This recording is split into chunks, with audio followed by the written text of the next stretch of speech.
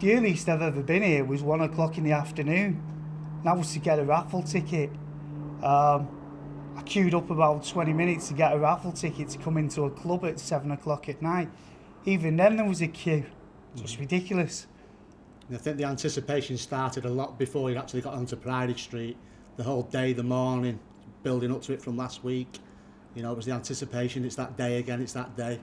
And as you got closer to the club, and you could feel that it was that time, you know, it was finally here, then it was just electric, goosebumps, everybody on the same vibe.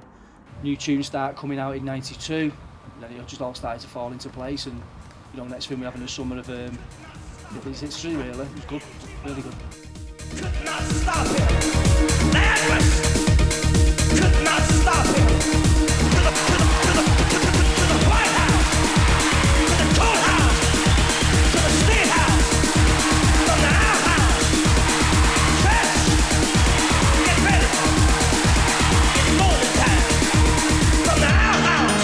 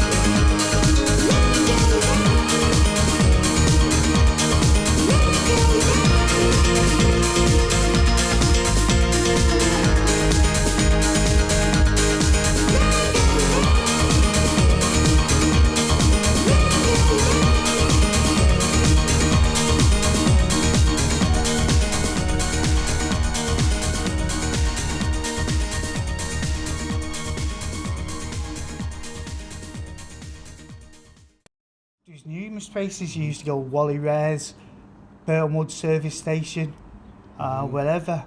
There used to be shed loads of people all over the northwest going to service stations. Well, I think we've all been to Walton Res, haven't we? We've all been to Bowden services. Key places at the time to go and do whatever you're going to do after there. You sit there till the sun come up on Wally Res, amongst hundreds of others Or if you were just going to Burtonwood Services, there might be a rave on somewhere, you end up in a convoy and end up lost or whatever. That's it. I think the best thing was you never knew where you was going to go after that. It was always underground, you know, you never knew until the minute. There was different rumours going around, meet here, meet there, a lot of them to put the police off so you didn't get caught going anywhere. And so that was half the excitement, the after journey to wherever. It was more the journey than the destination, basically.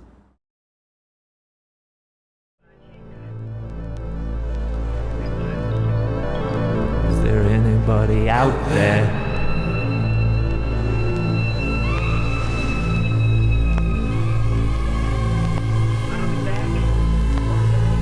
Is there anybody out there?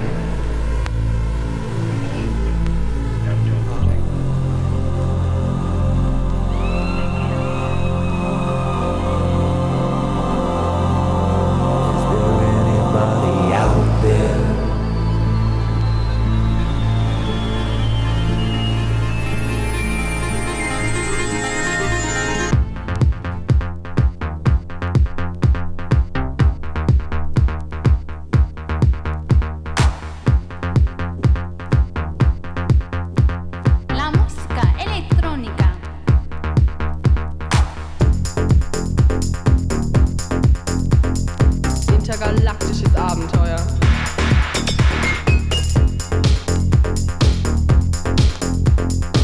Intergaláctica.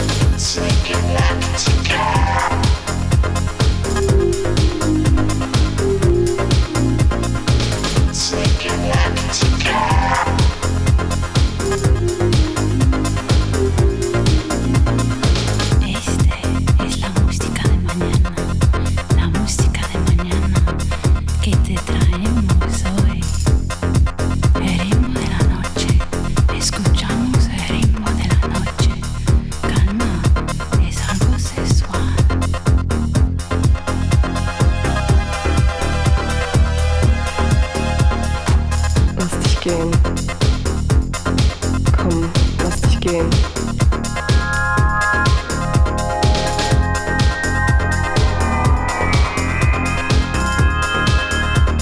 Spüre den Rhythmus. Lass dich gehen.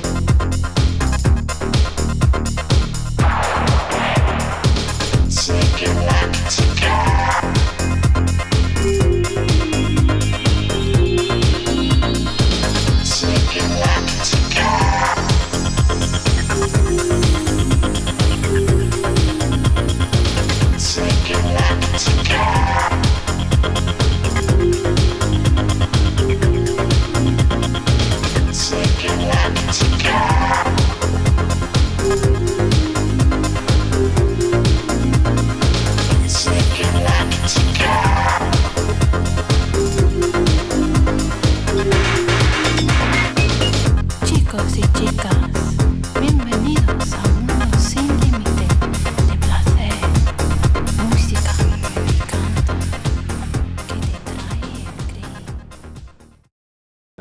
When we first started Legends, the very beginning, we were playing pretty much house music at the very beginning.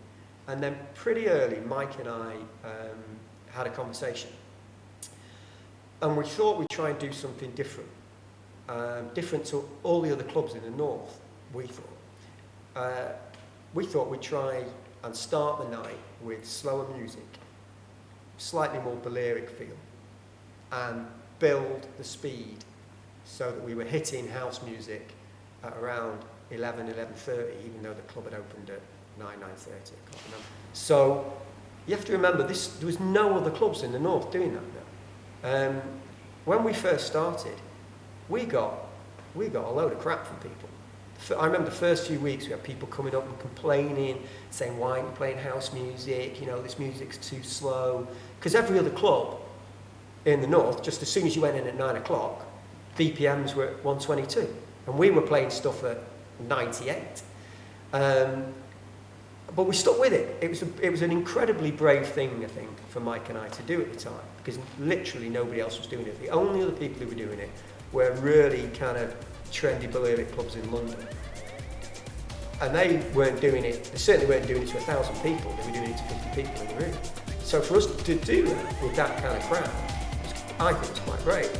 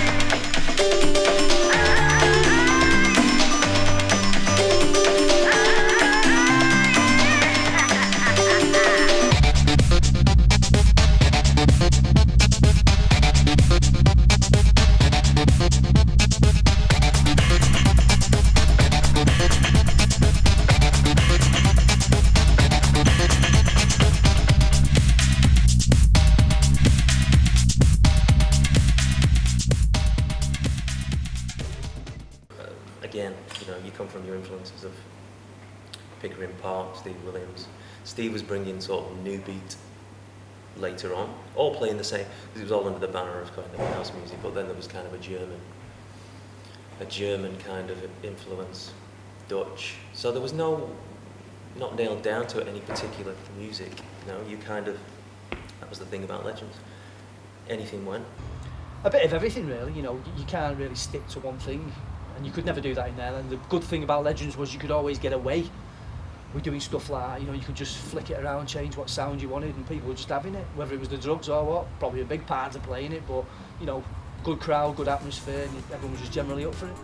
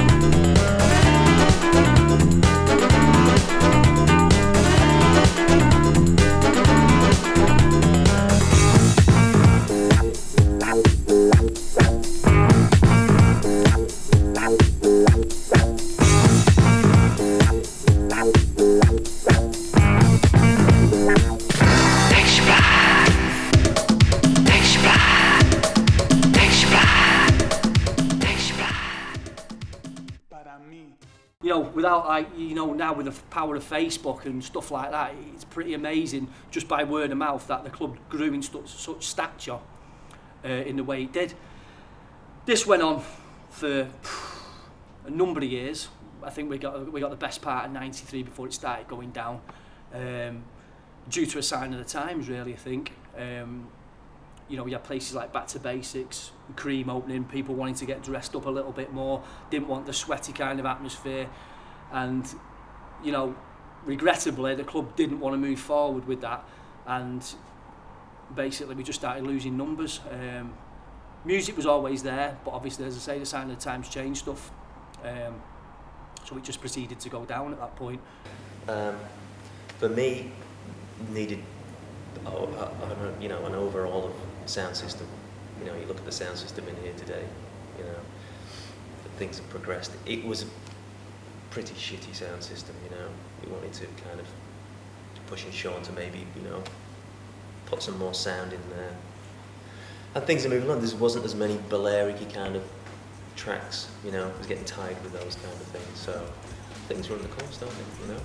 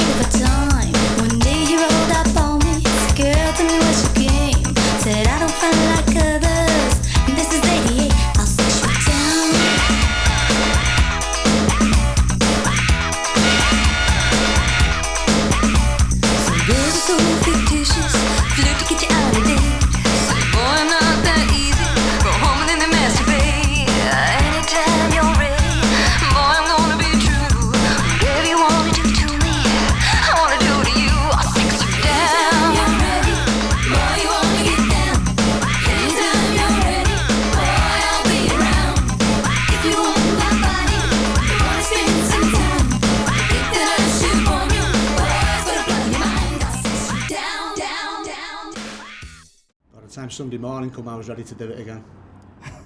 Sometimes I didn't go home till Sunday night anyway.